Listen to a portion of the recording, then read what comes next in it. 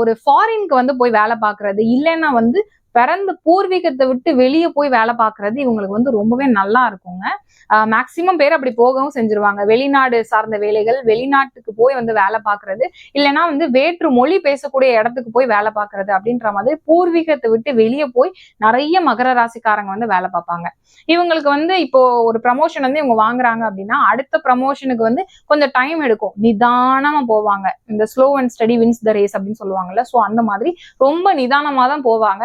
ஏற்கனவே அவங்களுடைய நேச்சரும் நம்ம வந்து பார்த்தோம் கொஞ்சம் ஒரு மாதிரி டல்லா தான் இருப்பாங்க. அசம்பந்தமா இருக்கேப்பா அப்படின்ற மாதிரி இருப்பாங்க. இவங்களுக்கு வந்து சந்தேகப்படக்கூடாது. நான் வந்து கரெக்டா போயிடுவேன் அப்படின்னு சொல்லிட்டு நீங்க வந்து நம்பணும் அப்படின்றது அவங்களுடைய ஒரு எக்ஸ்பெக்டேஷனா இருக்கும். ஸோ உங்களுடைய ஃபேமிலியில ஒரு மகர ராசிக்காரங்க இருக்கிறாங்க அப்படின்னா நிச்சயமா நீங்க அவங்களை நம்புனீங்கன்னா கண்டிப்பா வந்து ஒரு ஷைன் ஆவாங்க.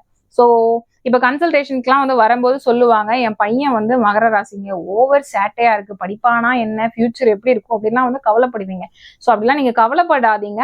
அவங்களை வந்து சந்தேகப்படாம அவங்க என்ன பண்றாங்க அப்படிங்கறது நீங்க பாத்தீங்கன்னா ஸ்லோவா ஏதாவது ஒரு பிளான் போட்டுக்கிட்டே இருப்பாங்க. ஃபைனலா வந்து எந்த இடத்துக்கு நம்ம போகணுமோ அதுக்கு வந்து கண்டிப்பா அவங்க போயிடுவாங்க. ஸோ கவலைப்படாதீங்க. மகர ராசிக்காரங்களுடைய பேரண்ட்ஸ் வந்து இந்த வீடியோ பார்த்துட்டு இருக்கீங்க அப்படின்னா பெருசா வந்து கவலைப்படாதீங்க. நிச்சயமா வந்து அவங்க ஒரு நல்ல நிலைமைக்கு வந்து போயிருவாங்க.